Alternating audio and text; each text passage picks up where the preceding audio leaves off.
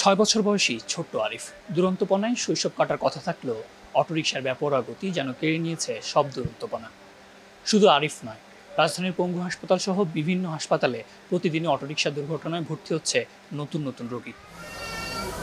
এভাবেই ভাঙা পা নিয়ে হাসপাতালের বিছানায় শুয়ে আছে 6 বছরের ছোট্ট আরিফ। বেপরোয়া গতির অটোরিকশার চাকা দুটুকরো করে দেয় আরিফের বাঁ পায়ের হাড়। তারপর আমার পায়ের উপর দিয়ে গাড়ি চেক আমার পায়ের উপর দিয়ে উঠে গেছে। আমি খেলতে পারতাছি না। ছেলের ভবিষ্যৎ আর চিকিৎসার খরচ নিয়ে এখন কপালে চিন্তার ভাঁজ আরিফের দুঃখী বাবার। নিচে পড়ে চাকা আর পায়ের উপর দিয়ে উঠে এখন যে ওর চিকিৎসা করা, আমার তো ওর চিকিৎসা করার মতন এত টাকা পয়সাও নাই।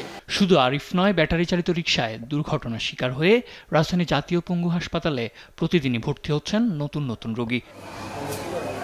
রাজধানীর অটোরিকশার দৌরাত্ম্য বাড়ার সঙ্গে পাল্লা দিয়ে বাড়ছে দুর্ঘটনাও, যার কারণে হাসপাতালেও বাড়ছে পঙ্গু রোগীর সংখ্যা। নিয়ন্ত্রণে সুনির্দিষ্ট নীতিমালার কথা বললেন হাসপাতালের পরিচালক।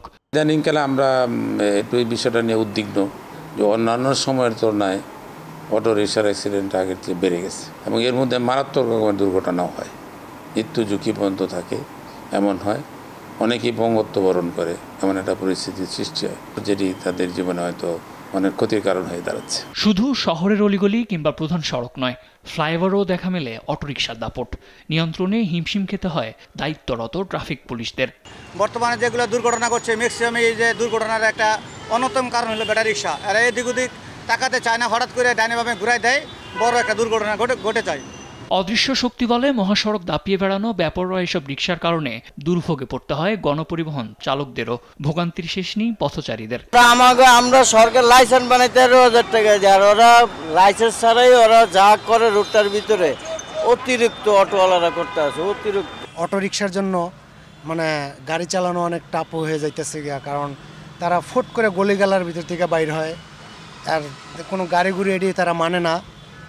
দেখা গেছে গাড়ি লাগাই দিয়ে তারা আর উল্টা ঝগড়া গাজা করে। আমার প্রতিদিনই রাস্তাটা পার হতে হয়। এই যে ছোটো বাচ্চাদের নিয়ে আসে এখানে, সে ওই দিন গায়ে এই জায়গায় সে লাগিয়ে দিয়েছিল মেয়েটার গায়ে। ঢাকায় ব্যাপক হারে অটোরিকশা বেড়ে গেছে, এটার কোনো নিয়ন্ত্রণ নাই। এই যে আমরা দেখি খিলগা ফ্লাইওভারে ফুটফুট করে উঠে যায়, যে কারণে মাঝে মাঝে দুর্ঘটনা ঘটে। রাজধানীতে অটোরিকশার দাপট নিয়ন্ত্রণে সুনির্দিষ্ট নীতিমালা প্রণয়ন, চালকদের প্রশিক্ষণ এবং নিবন্ধনের পক্ষে মত দেন নগরবিদরা। সাদ আহমেদ, দেশ টিভি, ঢাকা।